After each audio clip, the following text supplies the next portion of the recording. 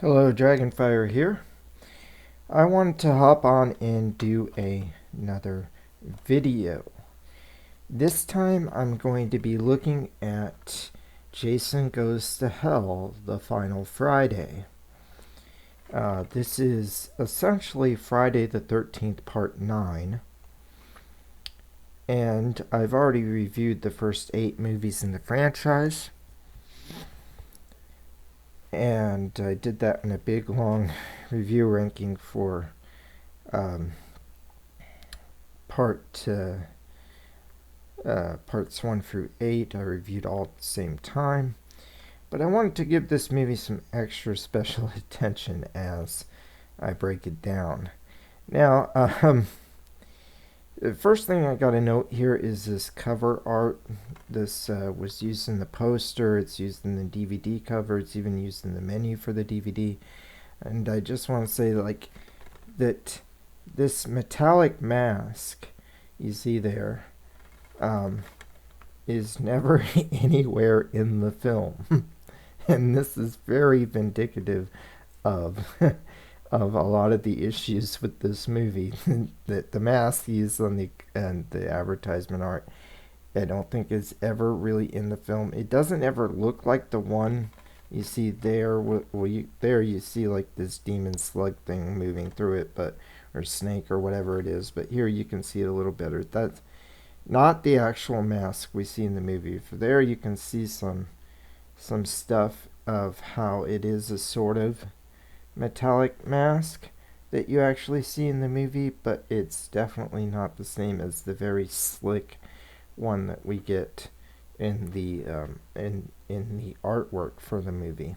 With I believe that was used for the promotional posters and all the rest. By the way, check out my tea.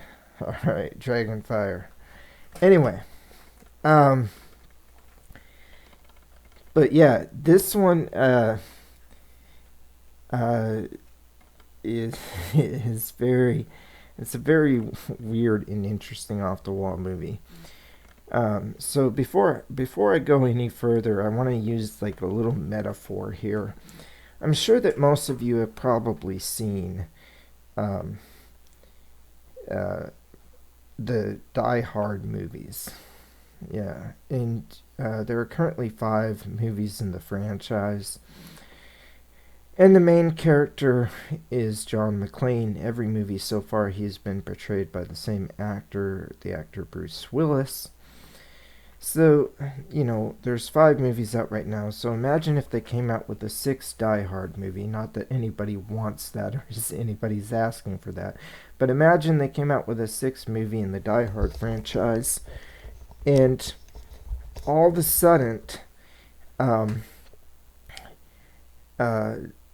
John McClane was now had wings. John McClane, towards the beginning of the movie or whatever, all of a sudden took off his shirt and wings sprouted out, and he was able to fly around. And you're like, wait a minute. Since when can John McClane fly? Since when does John McClane have wings? This makes no sense. They're calling this character John McClane. They're claiming it's a Die Hard movie, but what does it have anything at all to do with the rest of the franchise? Well, basically, that little metaphor there is basically what happens with Jason Goes to Hell. This movie is bonkers. So we start off with Jason, the few times that we do get to see him in the movie, and he starts chasing this girl through the woods, and you think, okay, Jason's back up to his old ways. He's about to kill this girl in the woods, and then, boom! It turns out it's a setup, and she's an FBI agent, and she's leading him into a trap, and it's like it gets trapped, and then like the FBI just blow him to smithereens. They fill him full of bullets, and they get a plane to fly overhead and drop a bomb on him and like blow him to smithereens. And he's blown up. and everything. So Jason actually dies right at the very beginning of this movie. Um, but then what happens is apparently Jason, we never knew this before, is some sort of weird body hopping, weird demon thing that just lived inside of that body. You can see the like little snake puppet thing that they have here on the front cover, even though it doesn't actually look like that in the movie any of the times that you see it. Um, I think that's supposed to be the idea. Um, and um, it's this thing where um, Jason can hop from body to body. So it starts out, they've got his remains, which have been blown to all smithereens, but they gathered up what's left of his body, you know, a chunk of his arm here, and a leg there, and his head, and his heart, and everything they found. And they're in the coroner's office after he's been blown to smithereens, and then the coroner, overcome with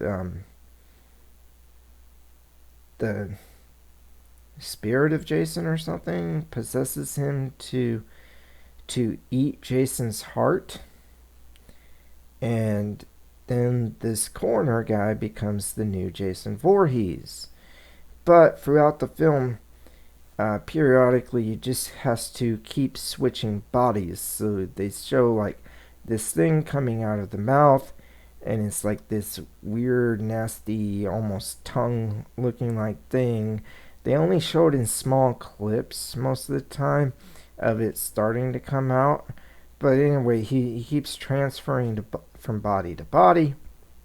There's also um, a part where uh, Jason, it has to get rid of one body and move to the next body because the bodies get old and they decay or whatever, I guess.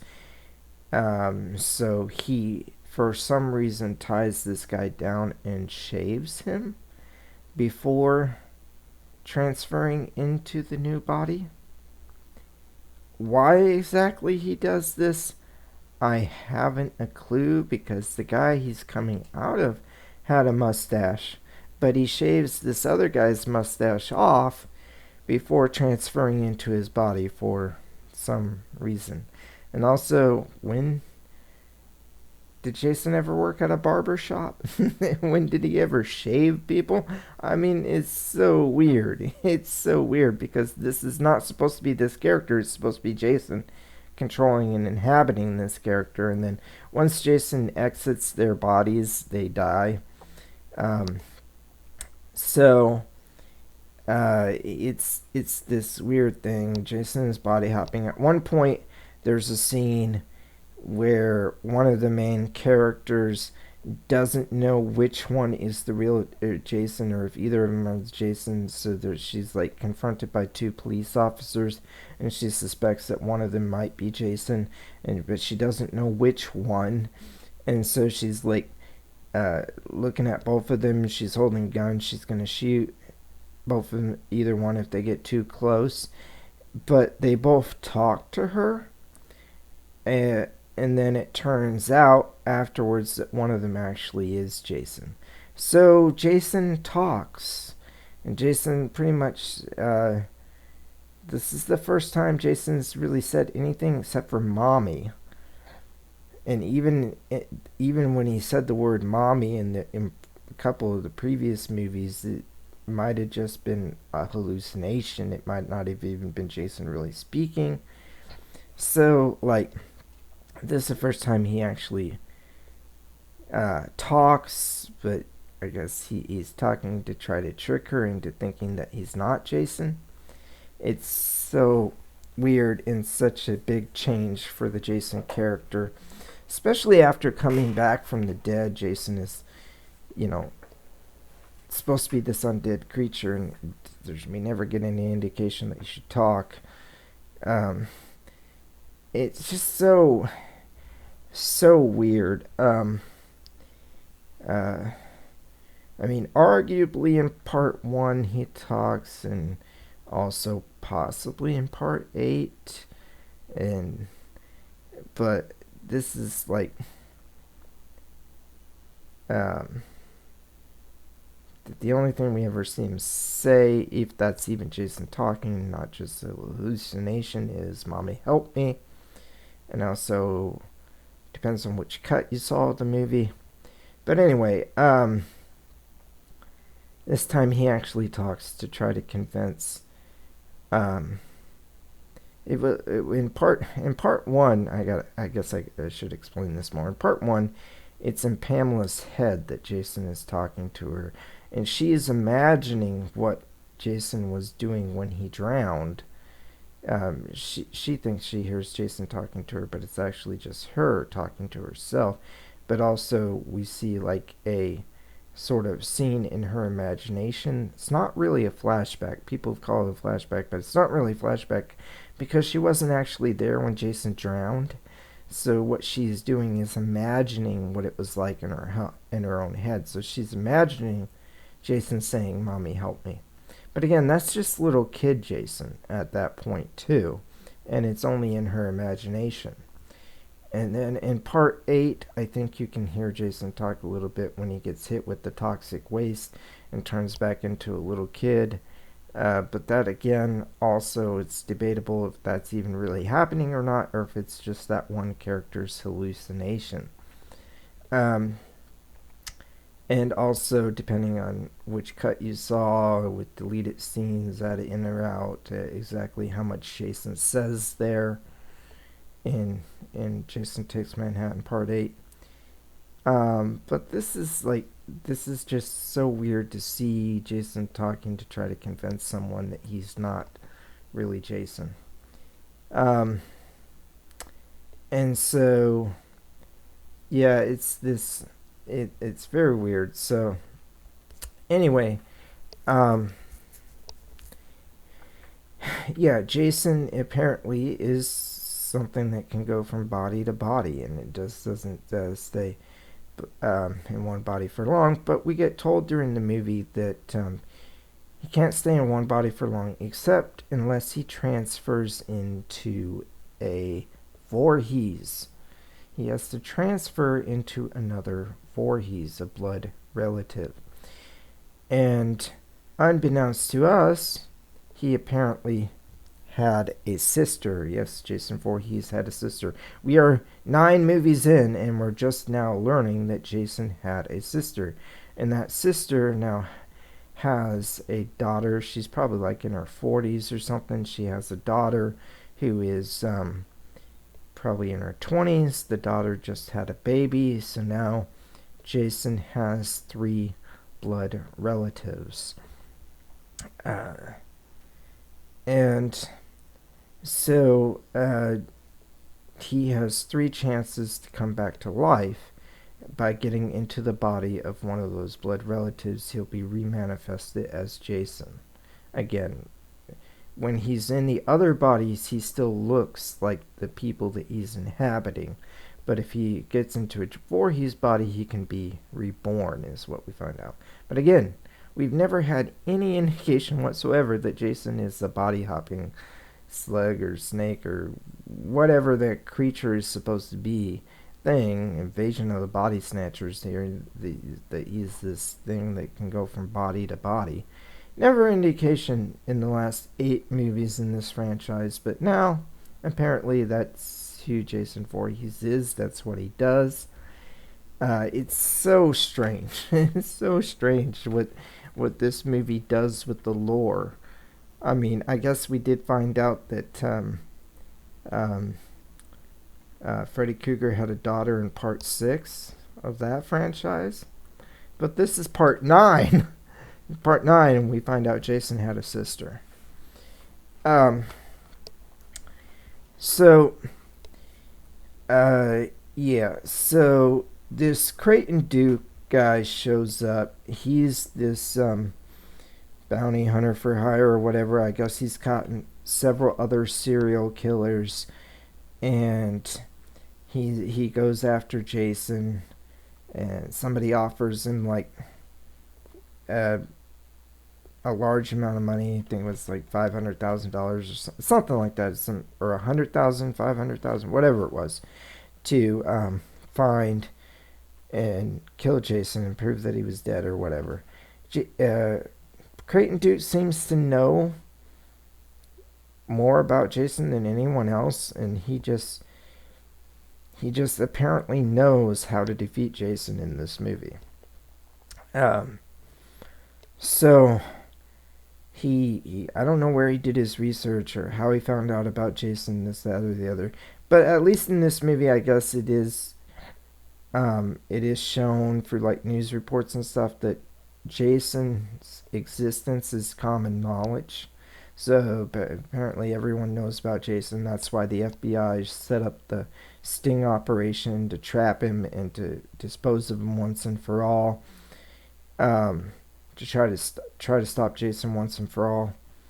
Um, but anyway, Creighton Duke seems to have figured out and knows everything about Jason. He knew that Jason had a sister who it's not explained in the movie very well. They don't say everything, but I guess it's sort of indicated that she's been living under a fake name or something. They never do say her last name in the movie, but I don't. It seems like not everybody knows that she's a Voorhees, but Creighton Duke somehow figured out she's a Voorhees.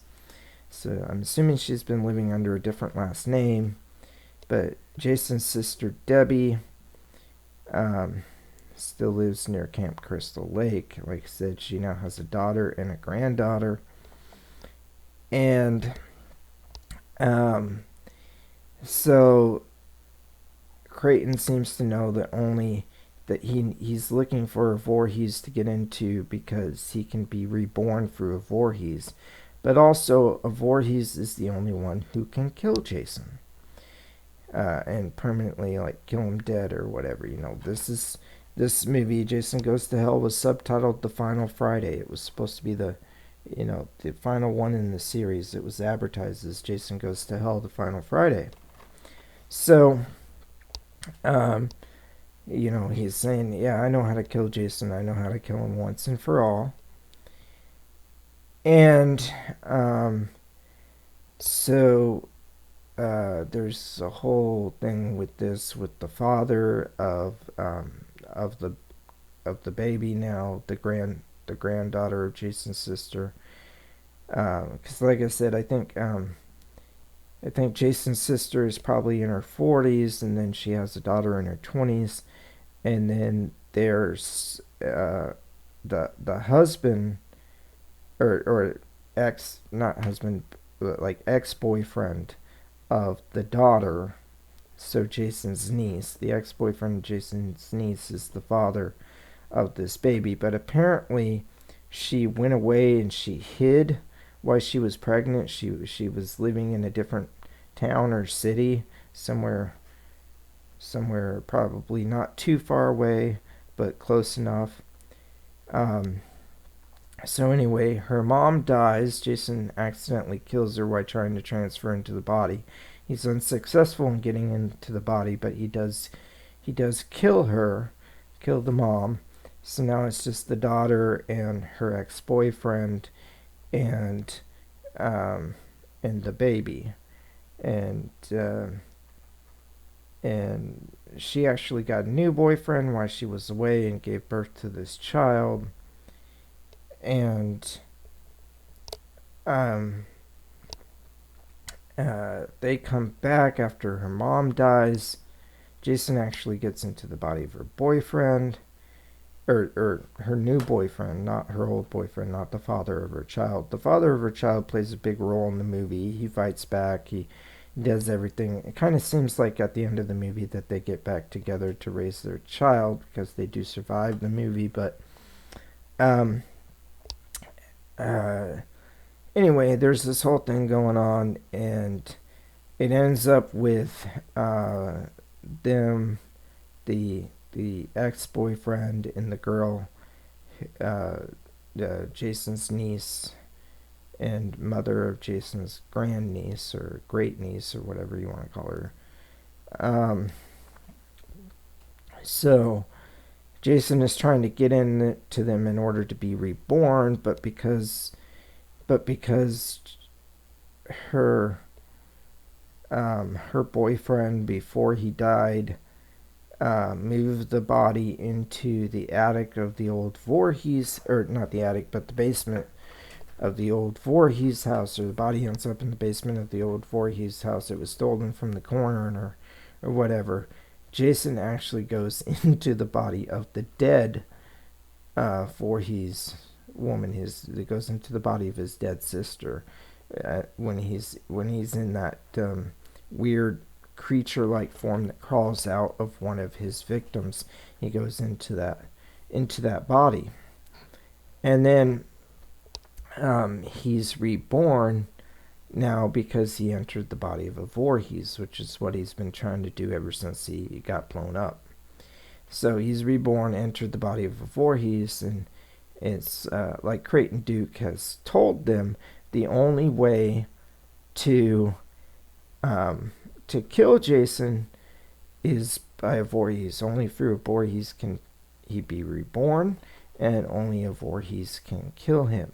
So Creighton Duke gives this magic dagger thing to her, and eventually she's able to use it to stab Jason with the magic dagger, and then some weird supernatural stuff happens, and lights shine and go all over the place, and then these big hands come up out of the ground and pull Jason down into hell. So Jason has been sucked into the underworld. He's been sucked into hell. And at the very end of the movie, we see Jason's mask, even though it looked like his mask got sucked under with him. He was still wearing it when he got sucked under. We see Jason's mask kind of in the dirt. And then, boom! Pop up, we see Freddy Krueger's claw hand glove come up and pull Jason's mask down into hell. And so there's a little teaser going on there, a little teaser for Freddy versus Jason. This movie is so bizarre. What does, Jason have to do with magic daggers? Since when can Jason transfer from body to body?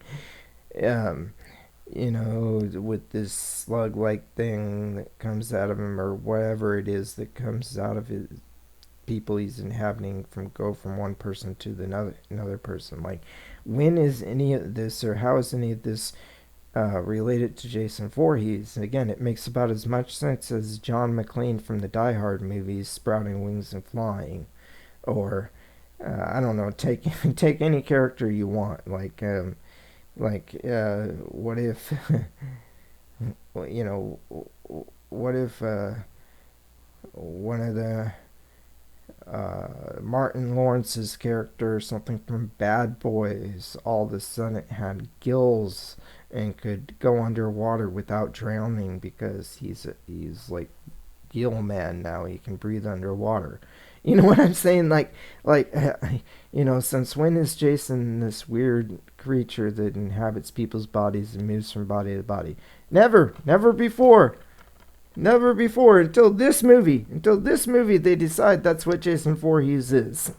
He's Jason Voorhees in name only. Okay, he's Jason Voorhees in name only.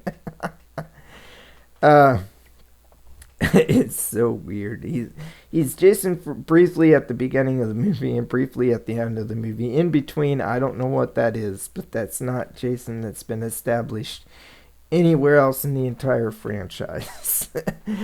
So, I would say that if you're someone who takes the Friday the 13th franchise seriously, and you really do like these movies, and you take the lore of the movies seriously, this would probably have to be your least favorite, because you just have to say it's not a freaking Friday the 13th movie. It's not a Jason Voorhees movie. That's not really Jason Voorhees. Just because the character is called Jason Voorhees doesn't make it Jason Voorhees as much as, John McClane doesn't have wings, or or name your favorite character from your favorite movie probably doesn't have gills and can't swim underwater with and breathe underwater. You know what I'm saying? Like unless your favorite character from your favorite movie is Aquaman or something and he can breathe underwater, but you get what I'm saying. Like this is not the real not the real Jason Voorhees in this movie.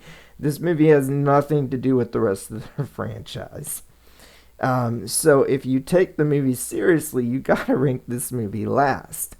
However, I'm just going to confess that I don't really take these movies very seriously.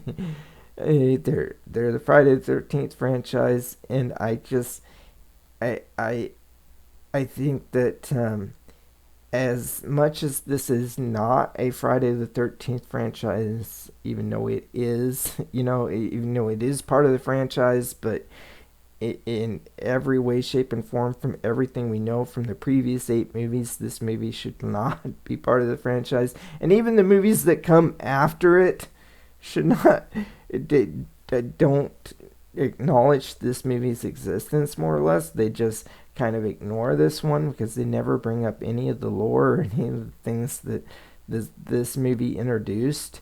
Like all the rest of it, all the rest of the movies in the franchise to come after this one, ignore it. The movies before it, the movies after it have nothing to do with this movie.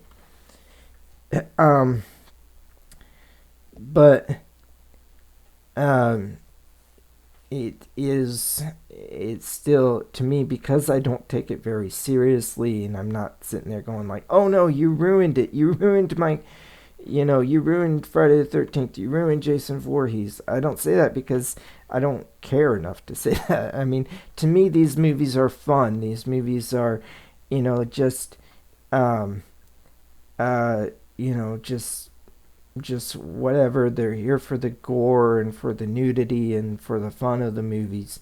I'm not here to take these movies seriously, and this movie delivers on gore and kills and nudity and things like that I enjoy seeing in my horror movies. I'll acknowledge all day long that it's not a real Friday the 13th movie, even though it is. It is officially part of the franchise, but it's shoehorned in as like a completely different movie, just shoehorned into a franchise that doesn't really belong there. I'll acknowledge that. And if you're one of those types of people who take this franchise very seriously, and you're like, I can't handle a movie that's not a real Friday the 13th movie. Even part one, Jason wasn't the killer, but it was Voorhees, and basically Pamela did the same thing that Jason did in the sequels. Same with part 5, the killer wasn't a Voorhees, it was a Jason copycat. It wasn't the real Jason, it was a copycat. It was Roy Burns in part 5, right? But he basically killed people the same way that Pamela did in part 1 and that Jason did in all the others. And it's basically, set up, and the structure and everything is just like any other Friday the 13th movie. And yeah, in part 10, Jason goes to outer space, and it's set in the future, and he's on board a spaceship and all that kind of stuff. But he's still being Jason Voorhees. He's still killing people, and he's still doing that. And the remake is a remake or whatever, but it's a remake of Jason Voorhees killing people, doing his typical Jason Voorhees stuff. This movie is not typical Jason Voorhees stuff. In no other movie does Jason Voorhees act this way. Does he talk to people? Does he switch from body to body because that's the nature of who he is or whatever? Is his sister ever brought up? Is his family and a magic dagger that you have to kill Jason with the magic dagger? None of that is in any other movie. So, if you say, for those reasons, I rank it last because it takes something that I like and completely ignores it and destroys it and is not the real Friday the 13th is not a real Friday the 13th, not the real Jason Voorhees. It's like this weird, messed up fan fiction version of Jason. If you want to say that and rank this movie last on your list, I totally get it. If you think that this is the worst in the entire franchise, I totally get it for all the reasons that I just mentioned. If you say it's not a real Friday the 13th movie, cool. But for me personally, even though I can acknowledge that it really should not be in the franchise, I have fun with this movie. This movie is bonkers. This movie is so weird. And for me personally, it's just so much fun. I just have to laugh and scoff at this movie, okay? It's just so bizarre. The character of Creighton Duke is one of my favorite characters. I just love that guy. The scene where he's in the jail cell with, I want to say, Steven, who's the father of the Voorhees baby.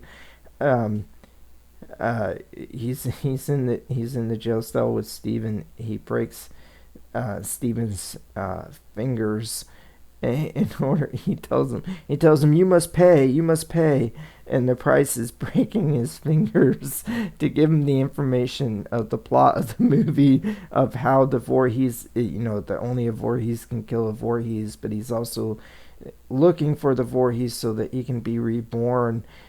Jason's hopping from body to body and all that, but he's telling him the plot of how Jason works in this movie. But he's making him break his fingers in order to get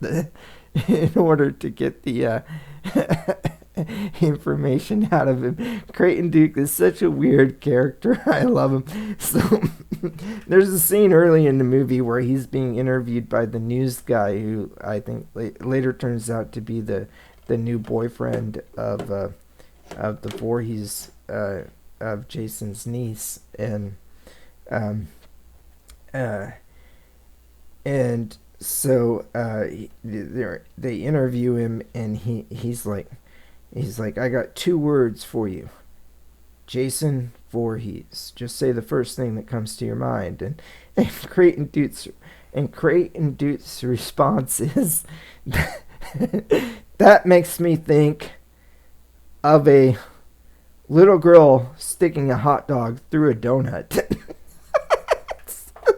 A little girl sticking a hot dog through the hole of a donut. Oh, I forgot the pink dress. A little girl in a pink dress sticking a hot dog through the hole of a donut. What is going on with this movie? Who is Creighton Duke? This guy. How did he find out about the magic dagger? How did he get the magic dagger to give it to Jason's niece so she could kill him with it? I mean, how does he know about Jason hopping from body to body, and how does he know that he'll be reborn in the body of a Voorhees? And oh, this movie. Yeah, I gotta say, this movie is so much fun, and that's the thing. If you hate it, I totally get it. If you don't think it's a real Friday the 13th movie, I totally get it. But if you can just sit back and relax and just have fun and just laugh at the absurdity of this movie, I think you'll have a lot of fun with it. Anyway, that is my review of Friday the 13th, Part 9, Jason Goes to Hell, the final Friday, which is not the final Friday because it would get 2 more sequels in the form of Jason X and Freddy vs. Jason, which takes place in between Jason Goes to Hell and Jason X. It takes place in between. It's like a 9.5. In the franchise, even it came out after Jason X, but takes place before Jason X, so it's a prequel of sorts. That's where it fits. Freddy vs. Jason fits into the Friday the 13th timeline. It happens shortly after this movie. But anyway, Or you could just ignore this movie's existence and say that it happened sometime after Jason Takes Manhattan. Although you might want to ignore that and just say it happens after part 7. I don't know. It happens somewhere in the timeline. It happens somewhere in the timeline. Logically, it has to take place in between Jason Goes to Hell and Jason X. If you count all the movies as canon. But anyway, yeah. this is my review of Jason Goes to Hell, The Final Friday, which is for all practical purposes Friday the 13th. Friday the 13th, Part 9. Thanks for watching. Like, share, subscribe. Jag and Fire out.